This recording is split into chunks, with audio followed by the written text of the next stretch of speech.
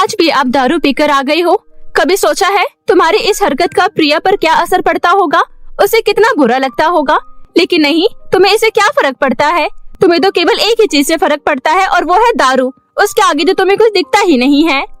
अरे मेरी प्यारी पत्नी, गुस्सा करते हुए तेरे गाल कितने लाल हो जाते हैं जैसे कोई टमाटर हो। और वैसे तू मेरी दारू पर इतना गुस्सा मत किया कर। मैं पीने के लिए दारू नहीं पीता, मैं तो जीने के लिए दारू पीता हूँ।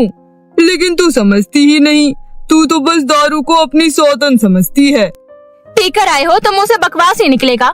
जाओ जाकर अपने कमरे में जाकर सो जाओ। यहाँ गेट पर खड़े होकर तुम्हारी ये फालतू बकवास मुझे नहीं सुननी। ठीक है देवी, मुझे पीने का शौक नहीं, पीता हूँ गम भुलाने को।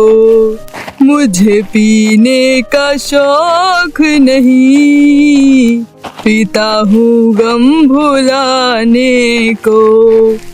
ऐसा कहता हुआ विनोद अंदर चला जाता है। रेखा अपने पति विनोद से परेशान आ चुकी थी। विनोद कोई काम नहीं करता था, बल्कि दारू पीकर सबको परेशान करता था। रेखा सिलाई का काम किया करती थी और उसके इस सिलाई के काम से ही पूरे घर का खर्चा चलता था। इसके बावजूद भी विनोद रेखा के बचे हुए पैसों में से पैसे निकालकर दारू खरीद लेता था और पीकर हर रोज कुछ न कुछ ड्रामा करता था, जिससे रेखा तंग आ चुकी थी। ऐसे ही एक दिन, नहीं जीजी, इसके पूरे 90 रुपए हुए हैं।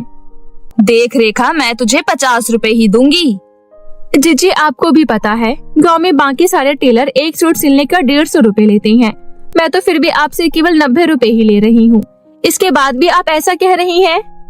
देख रेखा, वो सब एक्सपीरियंस टेलर हैं और सबके पास अपने अपने काम की डिग्री भी है, इसलिए उनका प्राइस इतना ज्यादा है।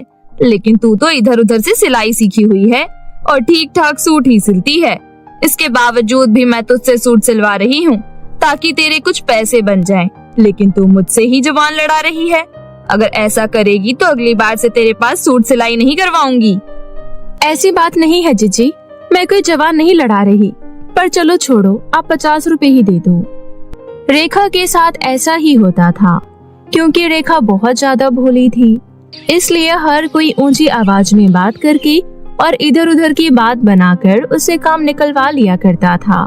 ऐसे ही दिन बीत रहे थे। एक दिन रेखा प्रिया को आवाज लगाती है, प्रिया इधर आ। हाँ माँ, बोलो। प्रिया, यहाँ मैंने अलमारी में साड़ी के नीचे तेरे स्कूल की बुक के लिए पैसे रखे थे। तूने वो पैसे लिए हैं क्या? माँ, मैं वो पैसे क्यों लूंगी? मैंने तो आपसे कब से कह रखा है कि मुझे किताब दिला दो, पर आप हैं कि मेरी सुनती ही नहीं। लगता है तेरा बाप फिर से सारे पैसे उठाकर ले गया। अरे मैं तो तंग आ चुकी हूँ। अब ना जाने मैं तेरी बुक के पैसे कहाँ से लेकर आऊंगी। इतनी मुश्किल से मैंने वो पैसे जोड़े थे। हे भगवान, तू क्या चाहता है? क्यों इतनी सारी मुसीबतों का घड़ा एक बार में ही फोड़ देता है? माँ, अब तो टीचर ने वार्निंग भी दे दी है कि अगली बार से मैं बिना बुक के गई तो वो मुझे स्कूल में घुसने नहीं देंगी। और हर बार टीचर के मुंह से इतनी डांट सुनकर मैं तंग आ चुकी हूँ। अब मैं बिना बुक के स्कूल नहीं जाऊंगी। बेटा, तू चिंता मत कर, तुम बस कल बिना बुक के चले जा। मैं परसों तक कैसे न कैसे करके तुझे बुक्स दिलवा दूंगी। इसके बाद अगले दिन प्रिया स्कूल जाने लगती है, परंतु रास्ते में ही वो सोचते हुए जा रही होती है। टीचर ने कहा था कि अगर मैं बुक नहीं लाई तो वो मुझे पनिशमेंट देंगी। पनिशमेंट सहने से अच्छा है मैं स्कूल ही ना जाऊं। ऐसा सोचकर प्रिया एक नदी किनारे बैठ जाती है और अपनी किस्मत पर रोने लगती है। तभी उसे नदी के सामने उगे पेड़ पर एक बहुत ही प्यारी चिड़िया दिखाई देती है, जो कि पिंजरे में बंद होती है। प्रिया चिड़िया के पिंजरे को पेड़ से उतारकर नीचे ले आती है। अरे वाह, ये चिड़िया तो कितनी प्यारी है, पर ये इतना चिल्ला क्यों रही है? लगता है इसे भूख लगी है, मैं इसे घर ले जाती हूँ। ऐसा सोचकर प्रिया उस चिड़िया को लेकर घर आ जाती है और अपनी माँ को सारी बात बताती है। बेटा, एक काम कर, रसोई में कुछ गेहूं और जौ के दाने पड़े हैं, वो ले आ और एक कटोरी में पानी भी ले आ। इसके बाद वो दोनों मिलकर उस चिड़िया को खाना और पानी देते हैं। माँ, लगता है इसका पेट भर गया है, तभी ये इतनी खुश लग रही है और कैसे प्यार से चीची चीची भी कर रही है। माँ, क्या मैं इसे हमेशा के लिए अपने पास रख सकती हूँ? तेरा कोई भाई बहन नहीं है, तुझे हमेशा अकेले रहना पड़ता है। मैं तेरा दुख समझ सकती हूँ। अगर तू चाहती है ये चिड़िया तेरे पास रहे तो तू इसे अपने पास रख सकती है। मुझे इससे कोई दिक्कत नहीं है। ये सुनकर प्रिया बहुत खुश हो जाती है और फिर रात होते ही सोने चली जाती है। रेखा दरवाजे पर ही बैठी होती है क्योंकि अभी तक विनोद आया नहीं होता। विनोद आधी रात में आता है और वो नशे में होता है। जैसे ही उसकी नजर पिंजरे में पड़ी चिड़िया पर जाती है, वो कहता है, वैसे ही घर में चिड़ियाघर के जीवों की कमी है क्या, जो ये एक और ले आई? ये तुमसे तो बेहतर ही है। खाती है, पीती है और आराम से बैठ जाती है। पूरे मोहल्ले और गांव के आगे तो बेइज्जती तो नहीं कराती ना? मेरे आगे तो इसकी तारीफ कर रही है। क्या मैं इससे भी ज्यादा बुरा हूँ? इसे तो मैं छोड़ूंगा नहीं। ऐसा कहकर विनोद उस चिड़िया की पिंजरे की तरफ बढ़ता है। रेखा जानती थी एक बार वो चिड़िया विनोद के हाथ में आ गई तो वो उसे छोड़ेगा नहीं। इसलिए रेखा पिंजरा खोल देती है और वो चिड़िया वहाँ से उड़ जाती है। फिर सुबह जैसे ही प्रिया की आंख खुलती है, वो आसपास उस चिड़िया को ढूंढने लगती है, परंतु उसे वो पिंजरा खाली मिलता है। माँ, कल जो मैं चिड़िया लेकर आई थी वो कहाँ है? देखो ना, मैं कब से ढूंढ रही हूँ पर मिल ही नहीं रही है और उसका पिंजरा भी खाली पड़ा है। आपने उसे कहीं और रखा है क्या? इसके बाद रेखा रात में हुई सारी घटना के बारे में प्रिया को बताती है। ये सब सुनकर प्रिया की आंखों में आंसू आ जाते हैं और वो कहती है, माँ, मैं कितने प्यार से उस चिड़िया को इस घर में लाई थी कि कम से कम वो मेरी दोस्त बन जाएगी, पर पापा ने उसे भी यहाँ से भगा दिया। ऐसा कहकर प्रिया दुखी होकर अपने कमरे में चली जाती है। प्रिया को दुखी देखकर रेखा को बिल्कुल भी अच्छा नहीं लगता, परंतु उसे अपना काम भी करना था, इसलिए वो अपनी सिलाई मशीन पर चली जाती है। सेठानी की बेटी का ये लहंगा सिलना है और फिर ये रज्जो का सूट सिलना है। उसके बाद मुझे कुछ पैसे मिल जाएंगे और मैं उन पैसों से प्रिया के लिए बुक ले आऊंगी। उसके बाद मेरी बच्ची बिना किसी मुसीबत के स्कूल जा पाएगी। ऐसा सोचकर रेखा कटा हुआ कपड़ा मशीन पर रखती है और फिर वो जैसे ही मशीन चलाने लगती है, वो कटा हुआ कपड़ा बहुत ही सुंदर लहंगे में बदल जाता है। ये देखकर रेखा बहुत ज्यादा खुश हो जाती है, परंतु उसे समझ नहीं आता कि आखिर ये चमत्कार हुआ कैसे। मैंने तो केवल अभी कटा हुआ कपड़ा ही मशीन पर रखा था और मशीन चलाई ही थी कि पूरा लहंगा सिलकर बाहर आ गया। ऐसा कैसे हो सकता है? मैं कोई दूसरा कपड़ा इस पर रखकर देखती हूँ। इसके बाद रेखा रज्जो का सूट का कटा हुआ कपड़ा मशीन पर रखती है और उसका भी सूट तैयार होकर बाहर आ जाता है। ये देखकर रेखा खुशी के मारे उछल पड़ती है और प्रिया को आवाज लगाकर बुलाती है, प्रिया, प्रिया, जल्दी इधर आ। क्या हो गया माँ, आप इतना चिल्ला क्यों रही हैं? सब ठीक तो है ना? बेटा, ठीक नहीं बल्कि सब कुछ बहुत बढ़िया होने वाला है, बल्कि हो चुका है। मैं कुछ समझी नहीं माँ। बेटा, मेरी ये मामूली सी सिलाई मशीन जादुई सिलाई मशीन में बदल गई है। मैं इस पर जिस भी चीज का कटा हुआ कपड़ा रखती हूँ, वो चीज बिना सिलाई किए ही बनकर तैयार हो जाती है। रुक, तुझे अभी एक नमूना दिखाती हूँ। इसके बाद रेखा एक कटा हुआ कपड़ा सिलाई मशीन पर लगाती है और वो कपड़ा एक बहुत ही सुंदर लहंगा चोली में बदलकर तैयार हो जाता है। ये देखकर प्रिया भी बहुत खुश हो जाती है। अगर ये मशीन ऐसे ही काम करती रही तो सब कुछ ठीक हो जाएगा। इसका मतलब माँ, आप मुझे नई किताबें दिला देंगी? हाँ बेटा, नई किताबें, नए कपड़े, नए खिलौने, बल्कि हम नया घर भी ले सकते हैं। लगता है वो चिड़िया जो तू लेकर आई थी वो कोई मामूली चिड़िया नहीं थी, बल्कि ईश्वर का रूप थी जिसने हमारी सहायता की।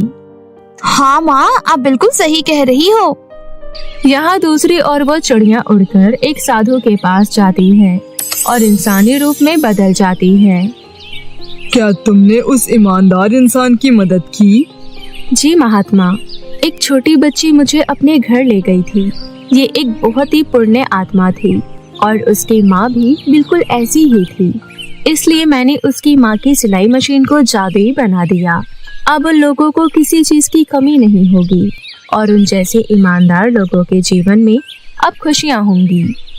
यही हम चाहते हैं कि इस पृथ्वी पर रहने वाले सभी ईमानदार और सच्चे लोग कभी दुख का सामना ना करें, वो हमेशा खुश रहें। यही हमारी इच्छा है। अब जाओ एक नए सच्चे और ईमानदार इंसान को ढूंढो।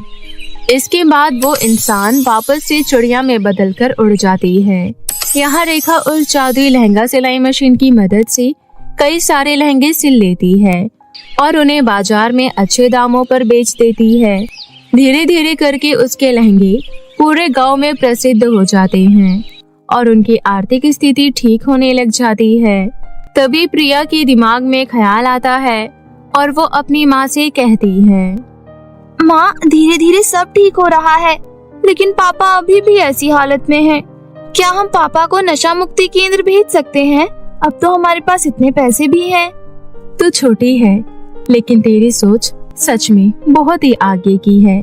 तो बिल्कुल सही कह रही है, हमें ऐसा ही करना चाहिए। इसके बाद रेखा विनोद को जैसे तैसे करके नशा मुक्ति केंद्र भेज देती है और कुछ ही महीनों में विनोद पूरी तरह से स्वस्थ होकर वापस घर आ जाता है और रेखा की काम में मदद कराने लगता है और धीरे धीरे एक साथ काम करके वो लोग एक बड़े से लहंगे की शॉप खरीद लेते हैं और वहाँ पर डिजाइनर लहंगे बेचने लगते हैं।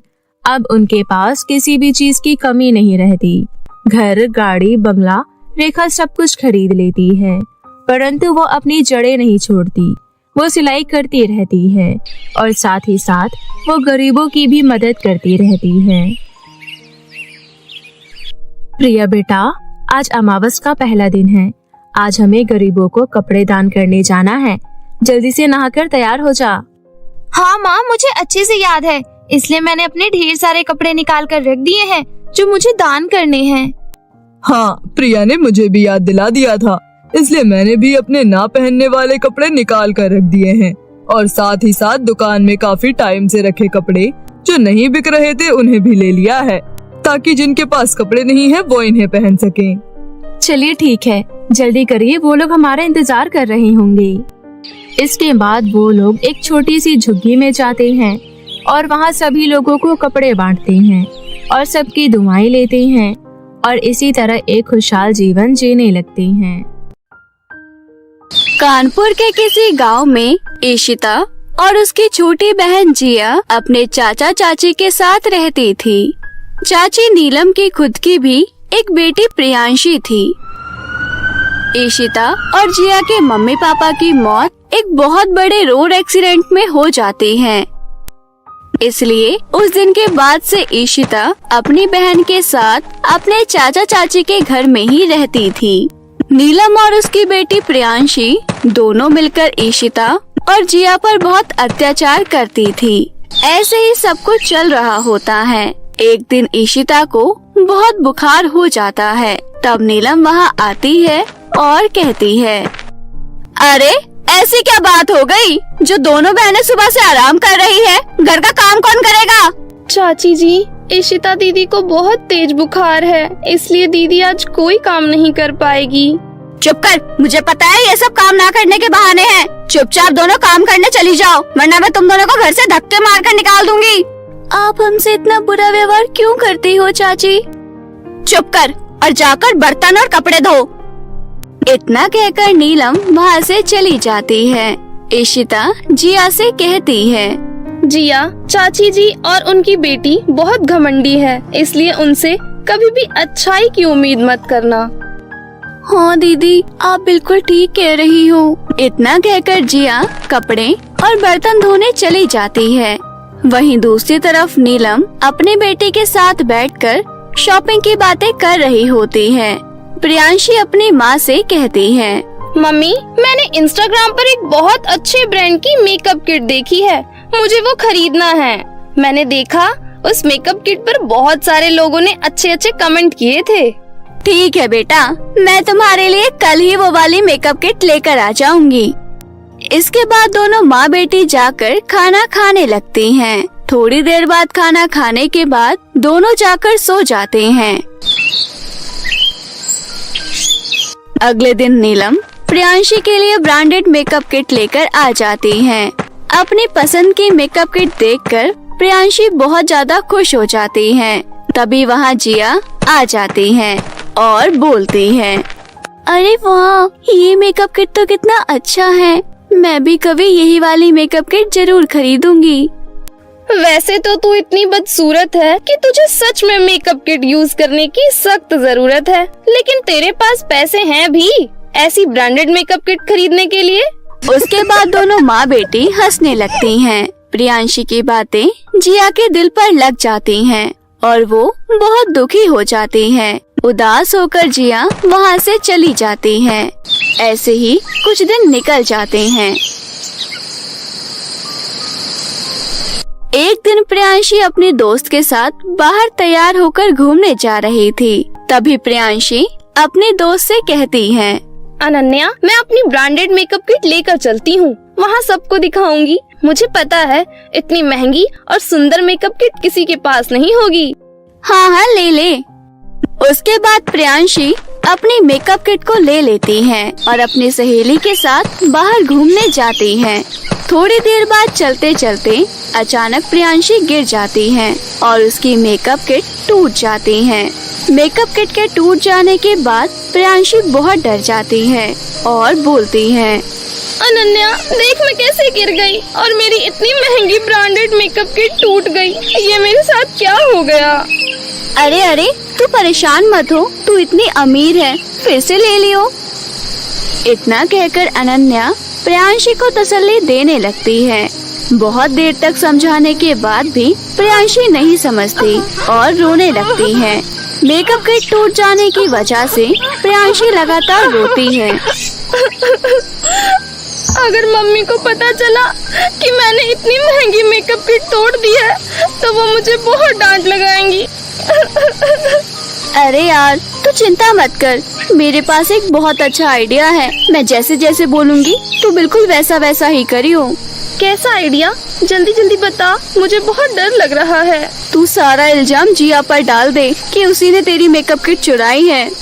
लेकिन मेरी मेकअप किट चोरी नहीं हुई है, बल्कि टूट गई है। अरे तो तेरी मम्मी को कौन बताएगा कि मेकअप किट टूट गई है? तू बोल दियो कि जिया ने चुरा ली है। अरे वाह, तूने तो बहुत अच्छा आइडिया दिया है। उसके बाद प्रियांशी अनन्या के साथ उसके घर जाती हैं। दोनों नीलम के पास जाती हैं और प्रियांशी बोलती है, मम्मी जिया ने मेरी मेकअप किट चुराई है, क्योंकि बहुत देर से मुझे मेरी मेकअप किट नहीं मिल रही। हाँ आंटी, मैंने जिया को देखा है मेकअप किट चुराते हुए। दोनों की बात सुनकर नीलम को जिया पर बहुत गुस्सा आता है। नीलम जिया के पास जाती है और उसे एक थप्पड़ मारने के बाद बोलती है, तेरी हिम्मत कैसे हुई मेरी बेटी की ब्रांडेड मेकअप किट चुराने की? पहले दिन से तेरी नजर मेरी बेटी की मेकअप किट पर थी ना? चल मेरी बेटी की मेकअप किट निकाल। नहीं चाची, मैंने कोई मेकअप किट नहीं चुराई है। आप मेरी बात समझने की कोशिश करिए। इतना कहकर जिया रोते हुए घर से निकल जाती है। रोते रोते जिया दूसरे गांव के एक घने जंगल में पहुंच जाती है और नदी के किनारे बैठकर रोने लगती है। तभी अचानक नदी में से एक आवाज आती है, तुम यहाँ बैठकर क्यों रो रही हो और तुम इस घने जंगल में कैसे पहुँची? यहाँ तो कोई आम इंसान आ ही नहीं पाता है। अरे नदी, तुम बोल भी सकती हो क्या? हाँ, क्योंकि मैं एक जादुई नदी हूँ। मैं हर अच्छे और सच्चे लोगों की मदद करती हूँ। अच्छा, अब जल्दी से तुम मुझे अपनी परेशानी बताओ। मेरी चाची और प्रियांशी मेरे और मेरी बहन के साथ बहुत बुरा व्यवहार करती हैं। वो सारा दिन हमसे घर का काम करवाती रहती हैं और अगर छोटी सी भी गलती हो जाए तो बहुत मारती हैं। आज तो उन्होंने मेरे ऊपर मेकअप किट के चोरी का इल्जाम भी लगा दिया। मेरी बड़ी बहन बहुत भोली भाली है, इसलिए वो चाची को कुछ नहीं कहती, लेकिन मुझे ये सब अच्छा नहीं लगता। जिया की बात सुनकर नदी में से आवाज आती है, बेटी, उन दोनों माँ बेटी ने तुम्हारे साथ बहुत गलत किया है, लेकिन मैं उन दोनों को सजा नहीं दे सकती हूँ। तुम्हारे साथ गलत हुआ है, इसलिए सजा भी तुम ही दोगी। मैं बस तुम्हारी मदद कर सकती हूँ। इतना कहकर वो नदी वहाँ 2 जादुई सोने और चांदी की मेकअप किट प्रकट करती है। जादुई सोने और चांदी की मेकअप किट को देखकर जिया हक्की बक्की रह जाती है। वो नदी जिया से कहती है, बेटी, इनमें से तुम्हें कोई एक मेकअप किट ही मिल सकता है। इन दोनों जादुई सोने और चांदी के मेकअप किट में अलग अलग जादुई शक्तियाँ हैं। तुम्हारे कर्मों के हिसाब से कोई एक मेकअप किट तुम्हारे पास आ जाएगा और दूसरा गायब हो जाएगा। चलो अब तुम अपनी आंखें बंद कर लो। नदी की बात सुनकर जिया अपनी दोनों आंखें बंद कर लेती है। जैसे ही जिया आंखें बंद करती है, अचानक चांदी का मेकअप किट गायब हो जाती है और सोने की मेकअप किट वही रहती है। जिसके बाद नदी में से फिर से आवाज आती है, तुम दिल से बहुत अच्छी और ईमानदार हो, इसलिए तुम्हें ये अच्छाई वाली सोने की मेकअप किट मिली है। आज से ये जादुई सोने की मेकअप किट तुम्हारी हुई और ये जादुई मेकअप किट तुम्हारी सारी इच्छाएं पूरी करेगी। नदी की बात सुनकर जिया बहुत खुश होती है और बोलती है, आपका बहुत बहुत शुक्रिया मेरी मदद करने के लिए। उसके बाद जिया सोने के जादुई मेकअप किट का इस्तेमाल करती हैं। जादुई मेकअप किट का मेकअप लगाते ही जिया बहुत गोरी और खूबसूरत हो जाती हैं। थोड़ी ही देर बाद जिया जादुई सोने की मेकअप किट से एक बड़ा सा घर मांगती है। उसके बाद वहाँ जिया के लिए एक बड़ा सा घर प्रकट हो जाता है। फिर जिया अपने चाचे के घर वापस आती है और अपनी बड़ी बहन ईशिता को सारी बातें बताती हैं। जिया अपनी बहन को लेकर अपने घर में आ जाती है और वहीं रहने लगती है। थोड़े ही समय में जिया और ईशिता बहुत अमीर हो जाती हैं। एक दिन दोनों बहनें मिलकर गरीब लोगों में खाना बांट रही होती हैं। तभी नीलम और प्रियांशी वहाँ से गुजर रही होती हैं। दोनों बहनों को इस तरह गरीब लोगों की मदद करते हुए देखकर दोनों माँ बेटी हैरान रह जाती हैं और उनसे जलने लगती हैं। अरे मम्मी देखो, ये तो इशिता और जिया है। देखो देखो, जिया तो इतनी बदसूरत थी लेकिन अब कितनी खूबसूरत हो गई है। ये सब कैसे हुआ, चलो पता लगाते हैं। उसके बाद दोनों माँ बेटी जिया और इशिता के पीछे पीछे उनके घर में चली जाती हैं। दोनों माँ बेटी जिया को सोने की मेकअप किट से पैसे मांगते हुए देख लेती हैं। उसके बाद दोनों लालची माँ बेटी सोने का मेकअप किट चुराने का फैसला करती हैं। जैसे ही दोनों माँ बेटी सोने का मेकअप किट छूती हैं, वो दोनों काली और गंजी हो जाती हैं। प्रियांशी रोते हुए अपनी मम्मी से कहती हैं, मम्मी, इस सोने के मेकअप किट को छूते ही ये हम दोनों के साथ क्या हो गया। इससे अच्छा होता कि हम यहाँ आते ही नहीं। हम दोनों ने दोनों बहनों पर इतना अत्याचार किया है, ये उसी की सजा मिल रही है हमें। दोनों माँ बेटे को अपनी गलती पर पछतावा हो गया था, लेकिन अब वो जिंदगी भर के लिए काले, बदसूरत और गंजे हो गए थे। रोते हुए दोनों माँ बेटी अपने घर वापस चली जाती हैं। वहीं दूसरी तरफ ईशिता और जिया खुशी खुशी रहने लगती हैं।